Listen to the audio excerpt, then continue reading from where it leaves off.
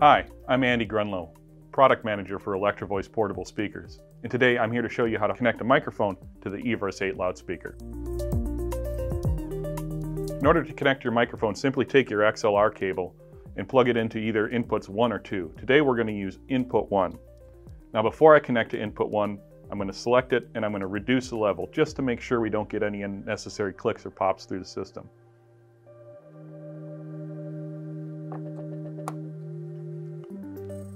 Now that we're connected, I'm going to take my microphone and I'm going to set my levels, and I can see my level here on the VU meter as I'm speaking. Microphone check 1, 2. Hey, hey, hey. Hi there, hi, hi, hi. Microphone check 1, 2. Hey, hey. And once I get a level that I'm happy with, I'm pretty much set to go.